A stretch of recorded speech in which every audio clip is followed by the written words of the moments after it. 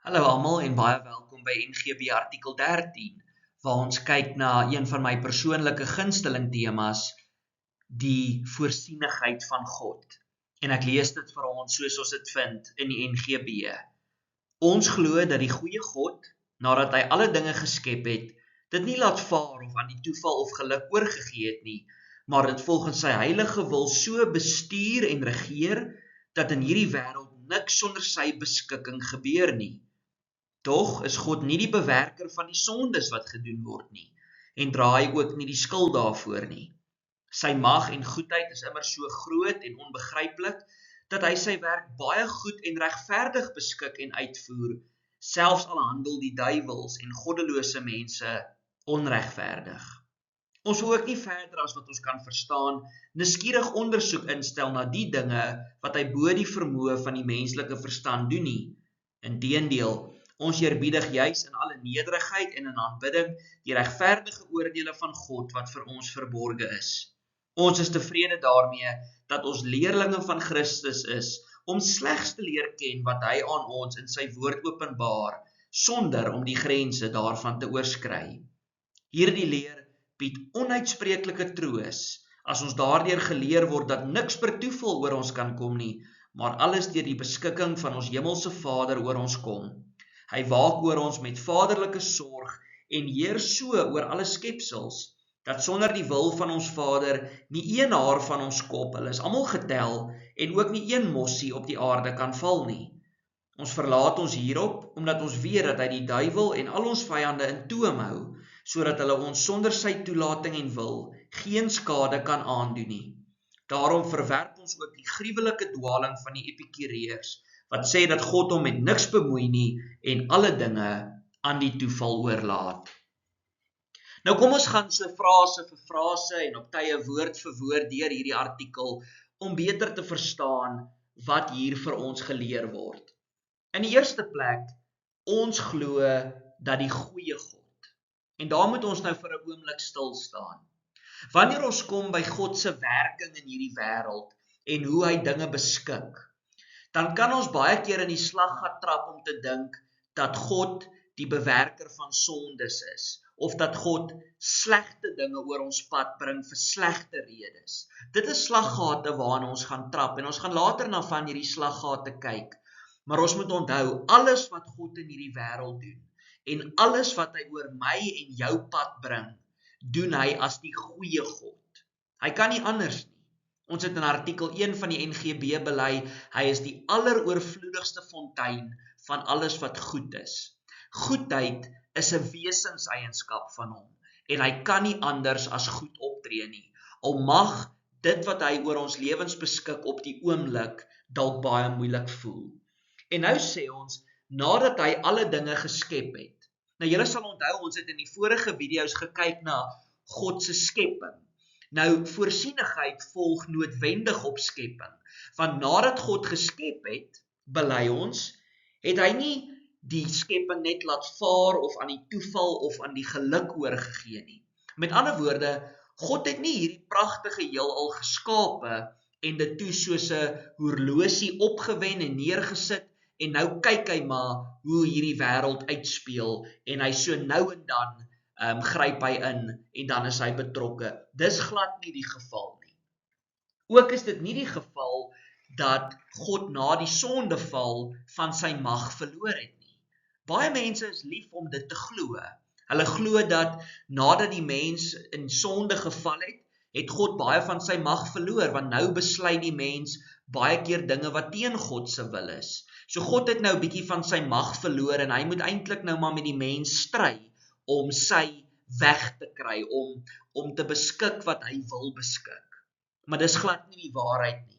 Inteendeel, ons bely dat hy alles volgens sy heilige wil, daar's dit weer, sy heilige wil, heiligheid is een van sy wesenseienskappe, hy kan nie anders nie, so bestuur en regeer, dat in hierdie wêreld niks sonder sy beskikking gebeur nie. Nou, in die vorige artikel, in artikel 12, en ook in die Heidelbergse Katekismes word daar gepraat van onderhou en regeer. Wat beteken dit dat God hierdie skepping onderhou?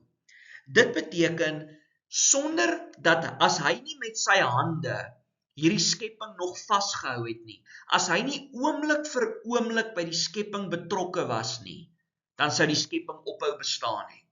Soos ons hoor in Handelinge 17, in hom leef ons, beweeg ons en het ons bestaan. Elke asem wat ons haal, kom van hom af. Elke druppel reën wat val, kom van hom af. Ja, daar is natuurwette, ja, daar is sirkulasie wat in ons liggaam gebeur, maar hy is die eerste oorsaak van dit alles.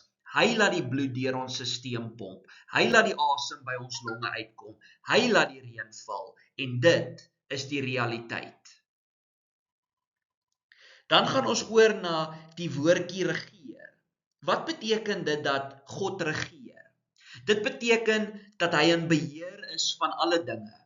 Baie mense het al gevra, hoe sal 'n mens Calvin se teologie die beste opsom? En een teoloog het gesê, Calvin se teologie sien God op die troon, en daar is niks wat hom verras nie. En dan sê een teoloog ook baie gepas, vir elke probleem het hy 'n oplossing, en vir alles wat gebeur, het hy voorsiening gemaak. Selfs al was dit iets wat teen sy wil is. Ons gaan nou oor 'n oomblik bietjie terugkom na die onderskeid tussen God se raad en God se wil. Nou die woordjie bestuur beteken dat God nie net geskep het nie, maar hy laat die skepping ook meer word. En dis hoekom daar 'n prentjie van 'n skip hierso op ons video is. Hy bestuur hierdie wêreld soos 'n skip. Nou mense en die duiwels en die bose magte kan aan hierdie skip timmer en aan hierdie skip karring, maar die Here is agter die stuur en hy maak seker hierdie skip bereik die einddoel wat hy wil hê die skip moet bereik. En nou om hierdie eerste deel van die NGB artikel 13 beter te verstaan, kan ons veral gaan kyk na die verhaal van Josef. Nou baie van julle is bekend met die verhaal van Josef. Sy broers het hom in 'n put gegooi om te sterf, maar toe besluit hulle om hom uit te haal en hom te verkoop aan mense wat hom toe verkoop het aan Potifar, 'n dienaar in die huis van Farao. Daar word hy valslik beskuldig van iets wat hy nie gedoen het nie, hy word in die tronk gegooi, hy lê daar drome uit, die skinker vergeet van hom, tot op 'n dag dat die Farao 'n droom het wat nie een van sy towenaars kan uitlê nie, en dan onthou die skinker vir Josef, en hy gaan haal vir Josef, en Josef lê die droom uit, en hy gee goeie raad en planne vir wat gedoen kan word om Egipte tydens die hongersnood te red. En hy doen dit inderdaad, en hy word op die ou einde onderkoning van die hele Egipte, die tweede belangrikste man in die hele Egipte. Maar sien hoe God besig is om hier die skip te stuur. Want wat het God in Genesis beloof aan Abraham? Hy het aan hom beloof dat hy 'n groot nageslag sal hê. Maar wat as die nageslag nou uitsterf in die land van Kanaan?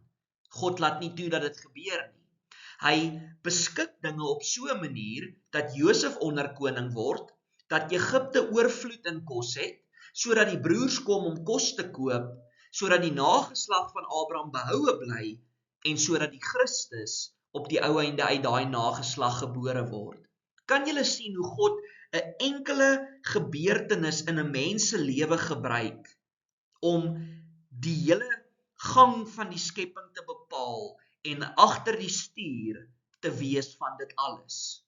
Nou, soos ons ook bely hierso, ons sê, tog is God nie die bewerker van die sondes wat gedoen word nie, en dra hy ook nie die skuld daarvoor nie. Sy mag en goedheid is immer so groot en onbegryplik, dat hy sy werk baie goed en regverdig beskik en uitvoer, selfs al handel die duiwels en goddelose mense onregverdig. So Josef se broers het onregverdig teenoor hom gehandel. Hulle het baie dinge gedoen wat teen God se wil is, wat teen sy woord is. Hulle het hulle broer verkoop en soos 'n slaaf hanteer. Hulle het vir hulle pa gelieg en gesê dat hy deur 'n dier verskeer is. Dis alles dinge wat teen God se wil is. Maar die mens kan nie teen God se raad optree nie. Met ander woorde, God se raad staan vas. Die mens kan timmer en karring aan daai boot, maar God is aan die stuur van sake, en as hy besluit iets gaan gebeur, dan gaan dit gebeur. En baie keer vat God die sonde wat mense doen, en hy trek 'n streep daardeur. Hy maak van 'n minus 'n plus. Hy maak van 'n negatief 'n positief. En hoor dan wat staan in Genesis 50 vers 20. Maar Josef het hulle geantwoord, moenie bevrees wees nie, want is ek in die plek van God? Want julle het wel kwaad teen my bedink, maar God het dit ten goeie gedink, om te doen soos dit vandag is, om 'n groot volk in die lewe te hou. Dit is God se doel, om 'n groot volk in die lewe te hou, sodat die Christus uit daai volk uit kan kom, sodat hy mense kan verlos, en sodat hulle ewig saam met hom kan lewe. Dit is hoe God aan die stuur van sake is. En daardie kwaad wat die broers bedink het, God het beskik dat hulle dit doen, maar hy het dit op so 'n manier beskik dat hy nie die een is wat die sonde gedoen het nie. Die broers het die sonde gedoen. Nou, hierso moet ons ook voor die majesteit van God stil staan. Of wat ons bely, ons wil ook nie verder as wat ons kan verstaan, nuuskierig ondersoek instel na die dinge wat hy bo die vermoë van die menslike verstand doen nie. Met ander woorde, in hierdie wêreld beskik God alle dinge wat gebeur, selfs die kwaad. En ons bely byvoorbeeld in Spreuke 16 dat die mens beplan hoe hy stap, maar die Here bepaal hoe hy loop. Ons hoor in Spreuke 21 dat die hart van 'n koning soos 'n waterstroom in die hand van die Here is. Hy lei dit in enige rigting wat hy goed dink. In Esra 1 vers 1 hoor ons dat die Here Kores se hart verander het, dat Kores doen wat die Here wil hê hy moet doen.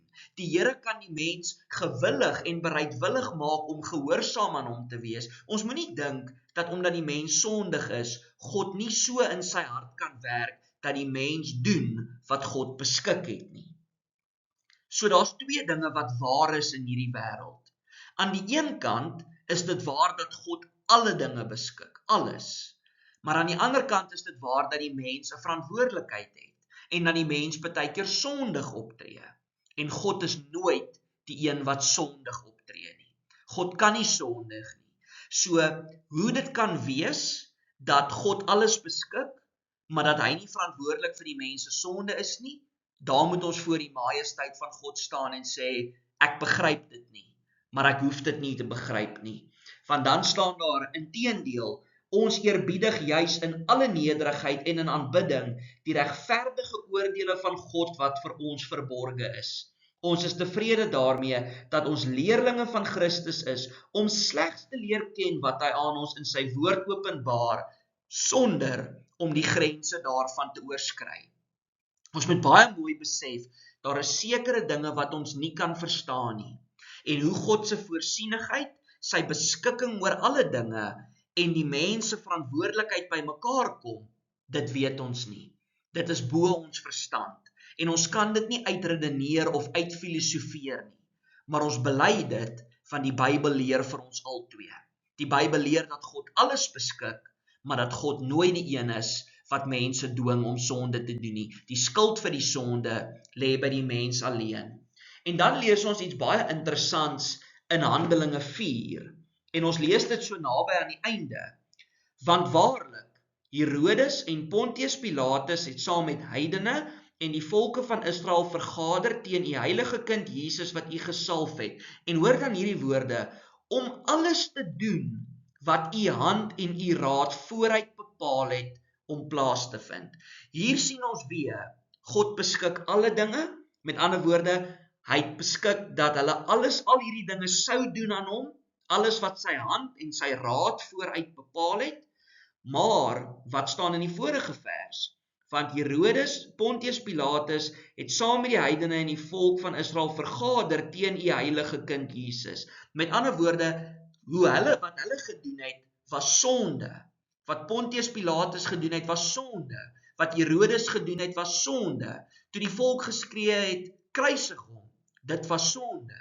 God het beskik dat dit gebeur, maar die mens is verantwoordelik vir die sonde, nie God nie. En weer hier moet ons stil staan en sê, ons is tevrede dat ons net leerlinge is om dit te verstaan in die woord wat ons kan verstaan. En dan later in hierdie hoofstuk sê hulle, en nou Here, let op hulle dreigemente en gee aan u diensknegte om met alle vrymoedigheid u woord te spreek. Nadat hulle noem van God se beskikking van alles wat met Jesus gebeur het, die kruisiging, al daai vieslike dinge, sê hulle in soveel woorde, ons staan nie by hierdie geheimenis stil nie, maar ons verkondig die woord. Ons is gelukkig daarmee dat ons lewelange leerlinge van Christus is. En dan bely ons verder. Hierdie leer bied onuitspreeklike troos as ons daardeur geleer word dat niks per toeval oor ons kan kom nie, maar alles deur die beskikking van ons hemelse Vader oor ons kom. Hy waak oor ons met vaderlike sorg en heers so oor alle skepsels, dat sonder die wil van ons Vader nie een haar van ons kop, hulle is almal getel, en ook nie een mossie op die aarde kan val nie.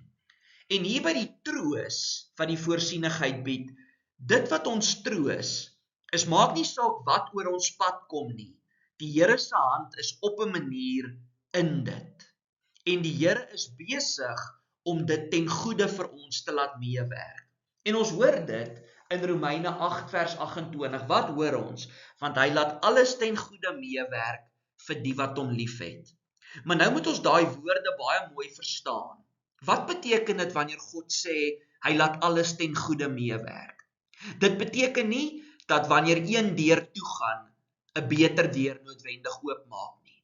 Dit beteken nie, ons kan die sondes wat ons gedoen het goed praat en sê, ag, God sal iets goeds daaruit bring nie. Ons kan nie byvoorbeeld sê, ek het my vrou verneek, maar God het dit beskik. Daar sal iets goeds daaruit kom. Ons kan nie ons sondes goed praat nie. Dit is iets wat ons nie kan doen nie. En ons kan hoegenaamd nie net altyd verwag dat alles beter gaan word nie.